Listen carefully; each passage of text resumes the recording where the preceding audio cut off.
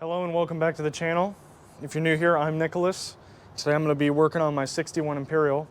Not really the car, but I'm going to be making a tool so that I can install the bearing races on my 8 3/4 rear end. Now if you know anything about the old 8 3/4 rear ends, they didn't have a plate that bolted down onto the bearing races to tighten them back up into the axle or press them back into the axle. You had to use an installer tool or something big enough to push that bearing race inside. So let's take a look at it real quick. Now the modern 8 3/4 rear ends, they don't have this tapered axle, as it's called, it's taper axle. And they would have a hub here that's cast into this section. So you would still have these studs back here, or bolts, whatever it may be, and the hub would be here, and it's simply cast onto the axle. So to remove these bearings, you basically remove the hub and the axle as one piece. The tapered axles, the hubs are swedged to the drums, which requires you to pull the hub every time you pull the drum. Now, this guy is your bearing race, and he gets pressed up inside this axle here. Now, as you can see, I just pushed it in quite a bit by hand. So it's not a hard press in, but it does need to be tight enough to hold the bearing in place when the vehicle itself is rolling. So my problem is that I need to press this guy in without screwing up the threads here and without pulling anything here, because I don't want to warp any of this. I don't know how strong it is. I'm sure it's plenty strong enough, but I'm going to make a tool that mimics what the manual has listed.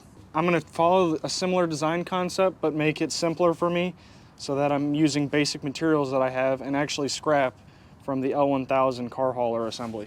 All right, so I've already got my lines drawn out. I have an inner circle here that will be the clearancing hole for the axle. Then I have my outer circle, which is just going to be the outline, my outermost edge, so I don't have this big chunk of steel hanging on. And then I already have my holes marked where I need to drill. And then I'm going to put this big piece of tubing directly over top, weld it, and the axle will go inside here. You line these holes up with each stud, whack it with a hammer, and in goes the bearing race. Or at least that's the idea. So let's get to cutting. It's not going to be perfect, doesn't need to be perfect, just quick and easy.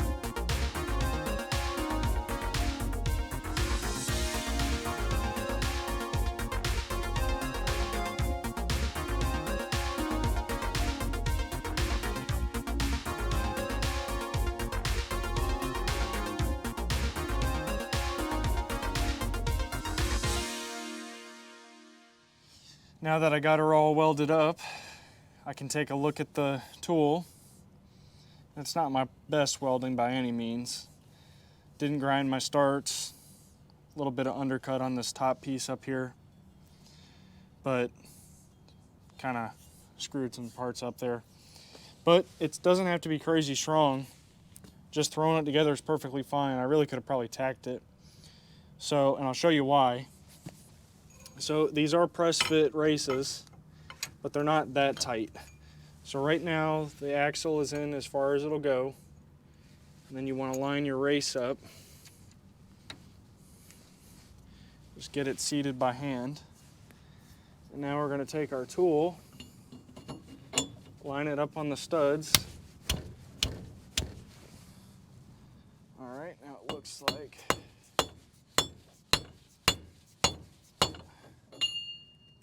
little bit off on squareness, which is fine.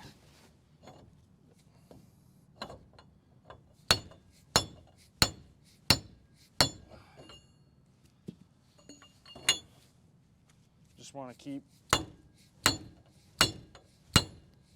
pulling it off to check it from time to time.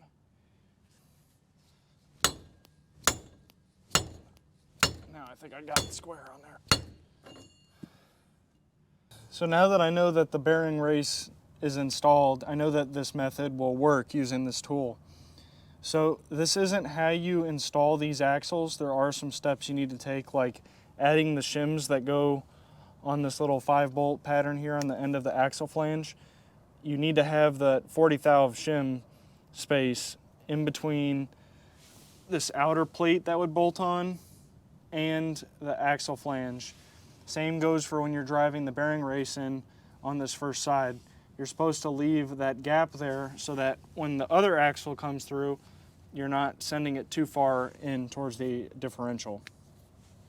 So I'll get into that in a whole nother video when I actually reassemble all this back together and get it all, you know, tied back up with the brakes and everything, and do all my final adjustments, like setting the end play on the axle shafts and getting those correct.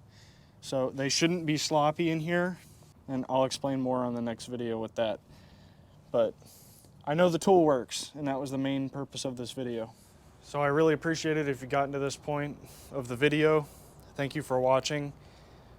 If you've subscribed in the last 6 months that I've had this channel, I really appreciate it. I just finally reached 1.1 thousand subscribers, so I really appreciate all the support, and especially all the comments and a lot of, you know, the stories that y'all been sharing and information that y'all have been sharing with me. So I really appreciate all that. It's really cool to talk to a lot of people from around the country and around the world. So still lots to go on this car, still lots to go on the other trucks, but we slowly get there. So again, thank you for watching, and I'll see y'all in the next video, and y'all have a blessed day.